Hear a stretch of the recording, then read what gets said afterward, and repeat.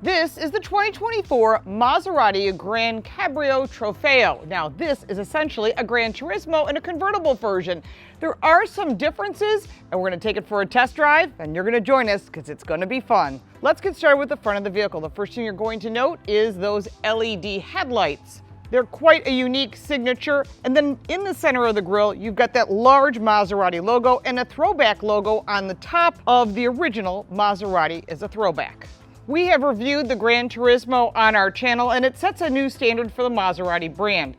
It brings more functionality, more luxury, and more athleticism, which is really more power, which is what I really like about the Maserati lineup. The GranCabrio rides on 20-inch wheels in the front and 21s in the back. They are staggered, they are forged Pegaso-Design wheels. They are beautiful, and they ride on summer tires with red Maserati brakes. The Trofeo logo is backed by red trim. That's about performance. And those three little vents, well, they're functional. In addition, that's part of the styling that goes along with Maserati. Now, you can buy the Folgore, which is electric, which means lightning in Italian. And that is the all-EV version, and we'll cover that in a separate review. The GranCabrio weighs more than the GranTurismo. Having a soft top means it weighs about 250 pounds more. And that's all for the supporting braces that are underneath. But the top lowers in 14 seconds and rises in 16 seconds, and you can do that while you're driving up to about 30 miles an hour. The total weight of the GranCabrio is around 4,300 pounds. The Sport Design package, which is on our test vehicle, which includes lower carbon fiber trim, is $1,450. The front end and the rear end are special on the Trofeo because it's about performance. There are carbon fiber exterior accents all around the vehicle that are quite spectacular. Huge fan of carbon fiber, and LED taillights as well. The warranty on the GranCabrio is 4 years, 50,000 miles. That's for the powertrain as well, and there is no scheduled maintenance that's included. Coming around to the back is a really cool carbon fiber wing, Maserati logo, LED taillights said GranCabrio here, and dual exhaust, very nice. The exhaust sound is really nice. You're going to hear that when we go for a test drive, so stay with us. Now let's get to the trunk space. Let's talk about the trunk space, if that's what you want to call it. It's more like a cubby. There's 4 cubic feet of storage with the top down, 6 cubic feet with the top up. That's not a lot. There's an emergency kit here. There is a power outlet, and there's your battery hidden in the back because you want to transfer that weight to the rear so it's a better balanced performance car. The center screen is a 12-inch screen that has all of your multimedia, including all your performance pages. If you've seen a Uconnect system before, which is a Stellantis vehicle, you're well aware of all the basics, everything you need. Going down to that lower screen is an 8.8-inch Maserati Intelligent Assist that has all of your climate controls, your clock settings, which are really cool. And then what's additional is you've got this linear shifter. I'm not the biggest fan of the linear shifter, but you got to shut off the parking brake anytime that you want to do that. Going further down, you have your wireless charging, a nice little storage area underneath this carbon fiber, which is good for a wallet or something small.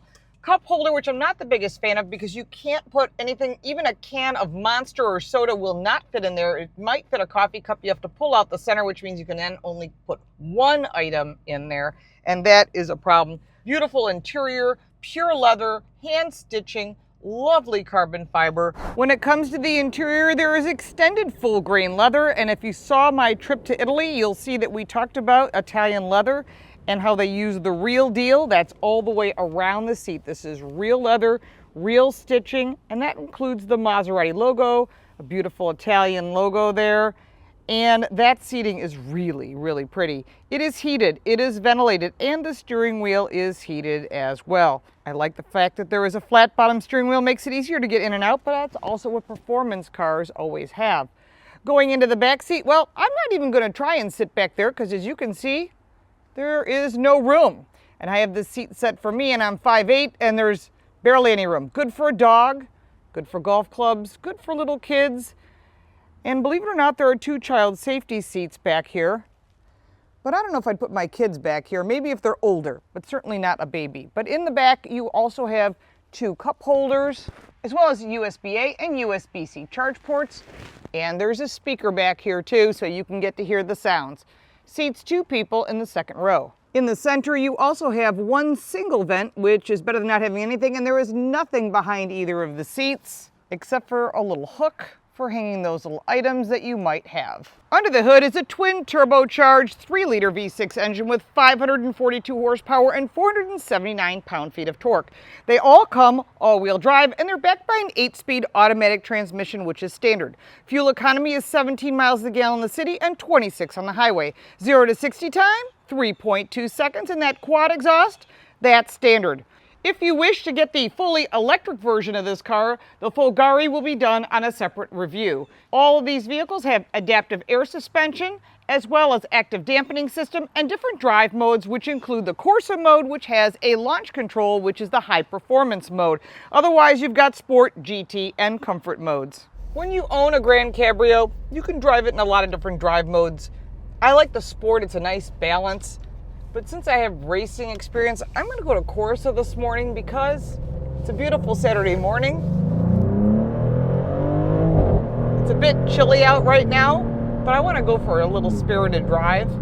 The Corsa is really designed for the track, and yeah, you can drive it on the street if you have the skills for it. I would say the average person does not have the skills for driving Corsa on the street, and they should probably drive it in the next step down, which is the Sport mode, which is more than enough spirited drive.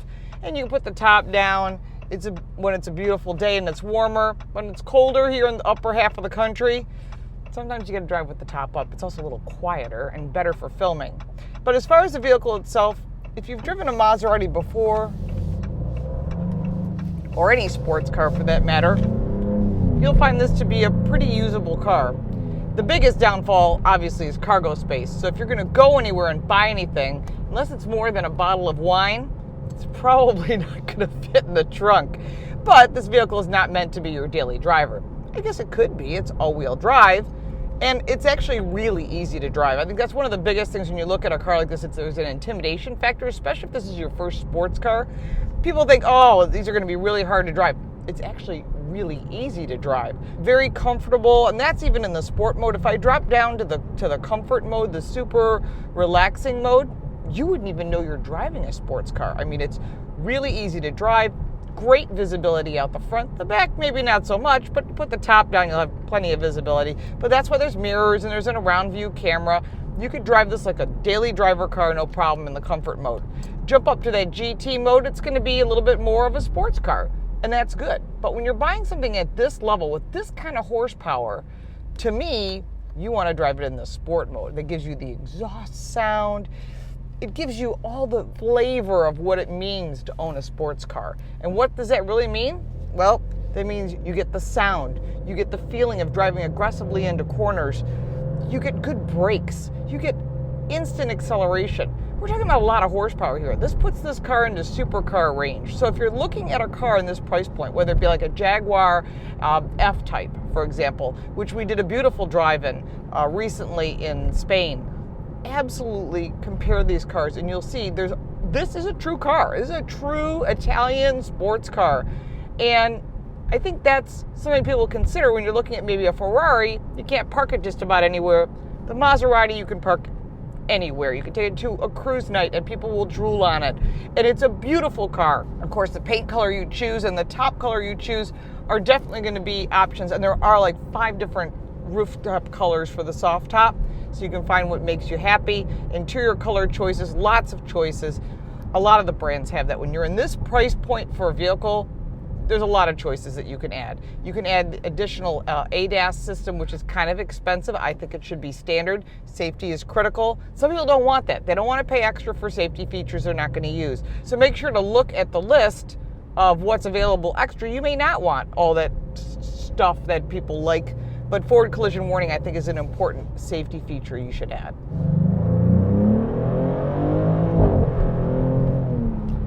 This car sounds amazing. The exhaust note is beautiful, and this is only in the Sport mode. Put into that Corsa mode and you get what I love, that big throaty sound of an exhaust, and it's beautiful. And I think that's one of the things that you don't get when you buy an electric car. Yes, you can buy the Folgore if you want an electric car. It's not the same. People that own Taycans will tell you it's not the same as a 911, and that's the real difference when you get the feeling of buying a sports car, spending the money on one. It's not just the acceleration. It's the whole experience. And I think that's what's missing in a lot of cases, is that they never put the sound in. And the only car that's ever put the right sound in an electric car is the Hyundai Ioniq 5N. And that's kind of not a supercar. It's not really a sports car. It's sort of a sedan. Here's the deal. If you're going to buy an electric car, there's a lot of electric supercars out there. It's not the same experience. And of course, the insurance rates are higher. So the bottom line is, if you're looking at a supercar, you got to take the GranCabrio for a drive. You know, I really like Maserati cars. There's a special, I don't know, Italian feeling that comes with this car that you don't get in a lot of other cars. Unless it's Italian, you're not going to get that same driving experience. There are some pros and cons to the GranCabrio Trofeo. Let's start with the positives. It is a beautiful car. Love the performance and the handling. I love just the sound, just everything about it. It's Italian. How could it be bad? Well, on the negative side, the soft brake pedal feel and some of the drive modes are a little bit softer. Also, the expensive starting price. We'll talk about that in just a second.